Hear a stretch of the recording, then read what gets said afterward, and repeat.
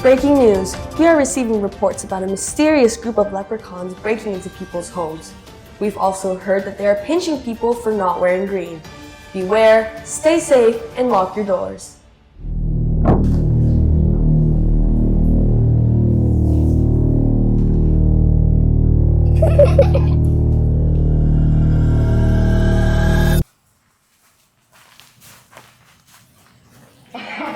I think it's crazy that they think we actually pinch people, guys. It's so weird. Right? Yeah, that's so stupid, like, bro, like, just relax. People overreact about pinching all the time. It doesn't even hurt that much. Am I right, guys?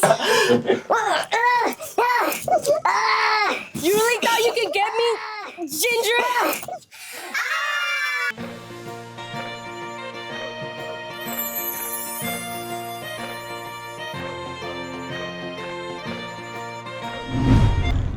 Coming up on this episode of High Voltage, Luke and Megan give us some insight into Irish step dancing. Wesley and Max test their Irish knowledge. Hayden and Daniela sit down with some traditional Irish performers.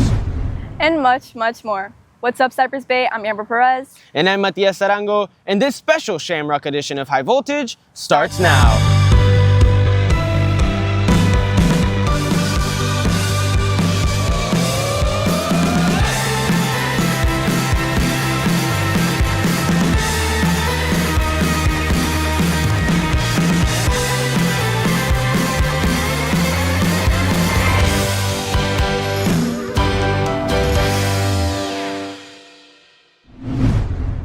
Research shows that daily cardio reduces the chance of an early death by 40%.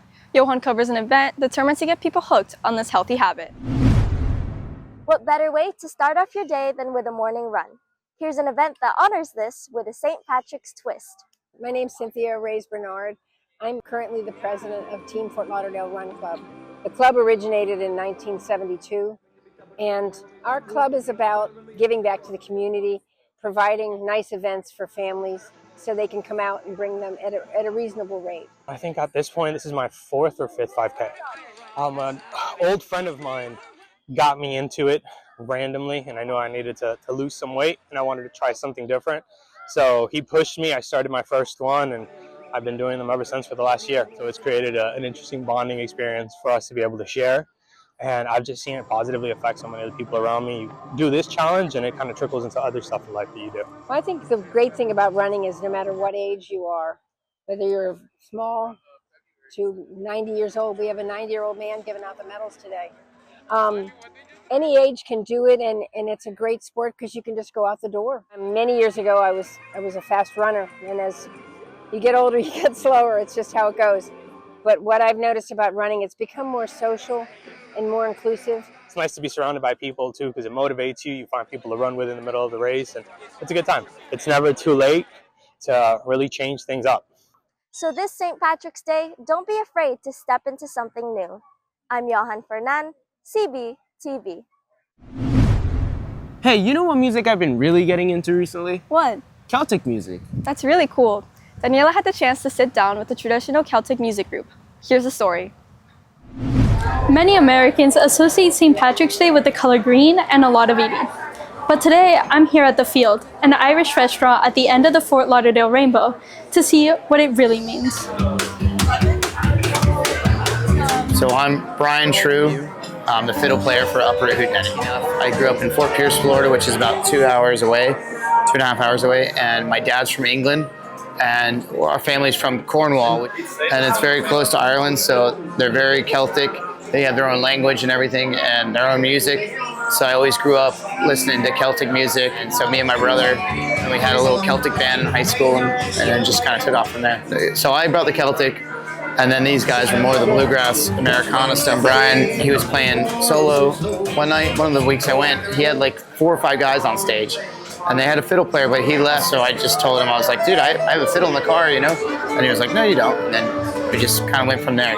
My name is Brian Boland. For years we've been playing here on and off, and we like playing here because there's like a dinner crowd that pays close attention and they get involved in the music, and they definitely like the Irish music and stuff like that. So this time of year especially, we have a bunch of gigs leading up to St. Patrick's Day. For me, growing up, St. Patrick's Day was just always something fun to do, like to go see the music, experience the culture, experience the food. What's cool about St. Patrick's Day in America and other countries is that it's just people celebrating Irish culture and being Irish, you know, and it's not really about the green beer and the Lucky Charms and the leprechauns.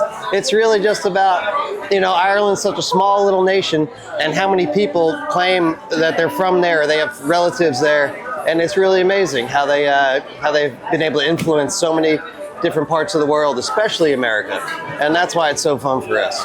Instead of chasing a pot of gold and fame, these musicians chase connections, bringing their love of St. Patrick's Day to all. I'm Daniela Safon, CB TV.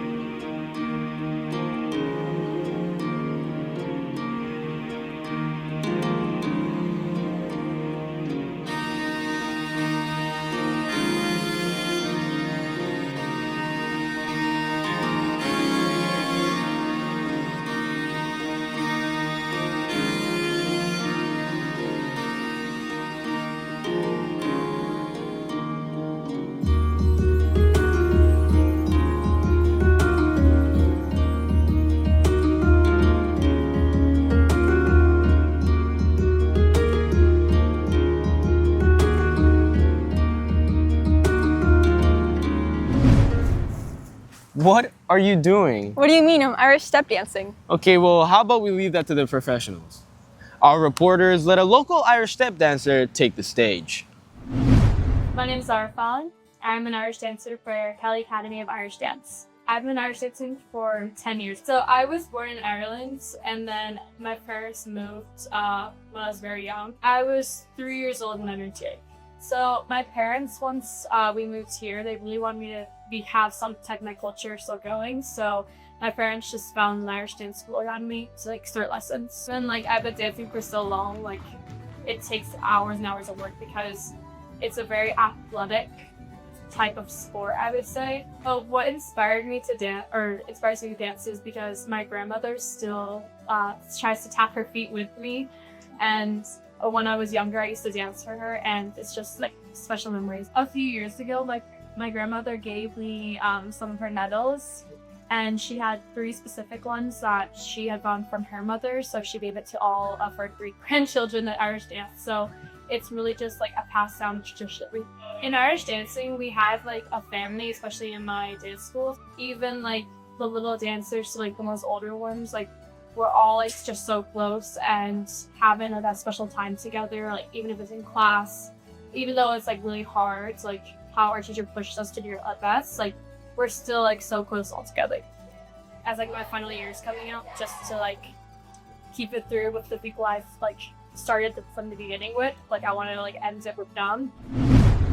And now here's Bianca with sports. What's up, Cypress Bay? I'm Bianca Barletti, and this week our boys volleyball team dominated against Pompano Beach in an electrifying match. Here's Ren with the highlights.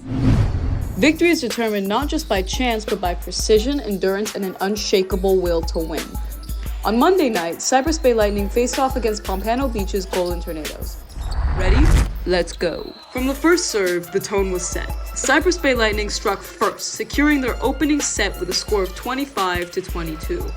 Being the relentless storm that they are, they dominated the second set with a score of 25-16, proving that Lightning can indeed strike twice.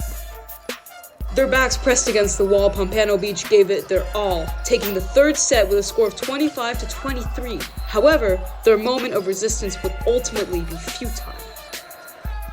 With the final set ending in 25-18, the battle reached its end and therefore inevitable conclusion. The final score was 3-1, with Cypress Bay generously giving Pompano one set while taking 3 for themselves. I've been Ren Wallace, CBTV Sports. Here's Mateo to take us through the complex history of this unique Irish sport. With St. Patrick's Day around the corner comes many traditions from the holiday's homeland of Ireland. And one sport that the Irish invented and kept alive has been dubbed hurling. Hurling is a sport where 2 teams of 15, equipped with large stakes named hurleys, need to get a small ball called a sleeter into or over the opponent's net, both scoring differently. Now, what exactly makes this sport so special? Well, hurling was actually named the fastest field sport in the world. Yes, against field hockey, yes, against lacrosse, yes, against every other field sport. This sport is integral to Irish culture as they were the ones who invented it. But along with that, it's rumored to be around 3,000 years old, which is longer than the recorded history of Ireland itself. In ancient times, according to documentation, hurling was played by teams from neighboring villages. These games often involved hundreds of players and could span over several hours or even multiple days. After this period, hurling stayed a foundational part of Irish culture. People played it so much that in 1798, when Ireland was owned by the British outright banned hurling because they were afraid of the people gathering too often. And with this ban and the infamous Irish famine, hurling was extremely close to dying out. But because of the founding of the Gaelic Athletic Association in 1884, hurling got an official set of rules and tournaments began, reviving the sport from its ancient roots. Hurling, a sport with such old roots, has persevered and stood the test of time. I'm Mateo Caridad, CBTV Sports. That's it for this week's Lightning Athletics. I'm Bianca Barletti, CBTV Sports. What's up, Cypress Bay? I'm Wesley Heyer. I'm Max Levinson. And today, we're gonna be playing Test Your Luck. Yeah. The rules of this challenge are simple. We both have 3 lives, and each time we get a question wrong, we have to eat from one of these plates. Which of these is a traditional Irish food often eaten on St. Patrick's Day? A. Shepherd's pie. B. Sushi. C. Tacos. Or D. Dim sum. Wesley? Whoa! I think I'm gonna guess shepherd's pie. Ding, ding, ding, ding. Whoa! Pick a ball! I got something. What is it? Oh, it's the cookie. Oh, I'm gonna eat a cookie. Yeah. Which traditional Irish musical instrument is often played on St. Patrick's Day? A. The violin. B. A bagpipe. C. A harp. Or D. Piano. Max? I'd like 5 seconds, go! Harp. Correct. Alright, I think it's broccoli. Oh yeah, it's broccoli. Oh, uh-oh. Oh my god, it's still so cold. It tastes like ice. St. Patrick's Day is a public holiday in which country? I didn't even give you the option. You didn't give me the option. I don't care. I just Ireland. That is correct. Oh. Oh, I don't. A little bit sorry. I don't want to. What colors are on the Irish flag? Bro, you're hacking. Okay, you ready? You know what? Listen, I'm gonna put this on because I already know. You ready? Green, white, and orange. No. I'm joking. You got it right.